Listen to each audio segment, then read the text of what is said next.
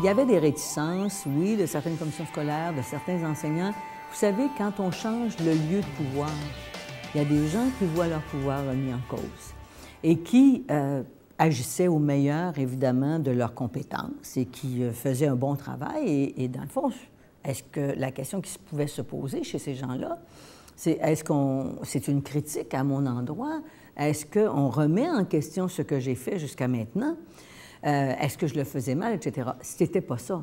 C'était, est-ce que le meilleur endroit pour confier ce type de responsabilité, ce n'est pas au niveau de chaque établissement, c'est-à-dire être capable de voir, par exemple, la grille horaire de l'école. Quels sont les projets pédagogiques qu'on va mettre de l'avant? Alors, pour les commissions scolaires, c'était évidemment, oui, moins d'intervention dans l'école. Pour l'enseignant, c'était de faire de la place, une plus grande place aux parents. Les enseignants, parfois, vivent des relations difficiles avec certains parents. Bon, on peut comprendre ça aussi.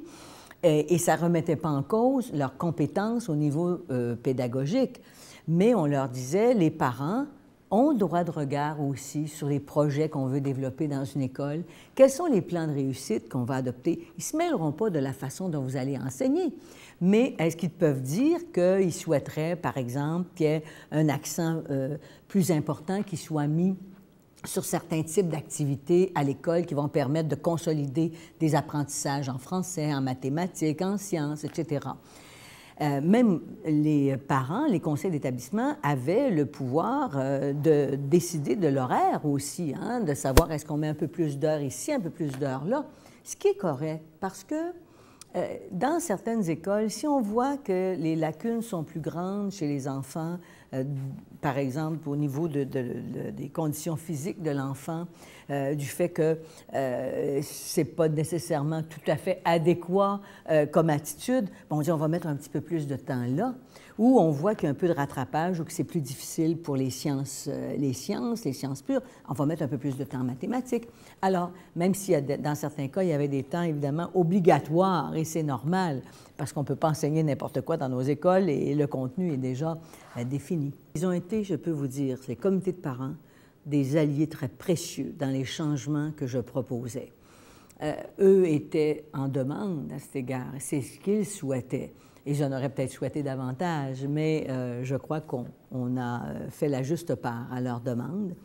Et ils ont été donc, je le répète, des alliés précieux parce qu'ils avaient comme intérêt essentiellement la réussite des enfants et des élèves dans les écoles, qu'elles soient primaires ou secondaires.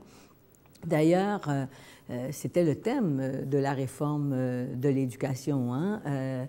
La réussite pour le plus grand nombre, et pas une réussite factice dans le sens où on va donner des diplômes à tout le monde, qu'ils aient ou non réussi. Non, c'était on va amener tout le monde à aller au bout de ses talents, au bout de ses capacités d'apprendre. Et ce sera un diplôme de formation professionnelle, ce sera un diplôme d'études professionnelles, un DEP, ce sera un diplôme d'études secondaires, peu importe. Ce qui est important, c'est que l'enfant, le jeune, l'élève soit vraiment au cœur des préoccupations de l'école et les parents n'ont qu'un seul intérêt quand ils participent à ces comités de parents, à cette fédération de comités de parents, c'est que ça aille bien à l'école et que leurs enfants réussissent.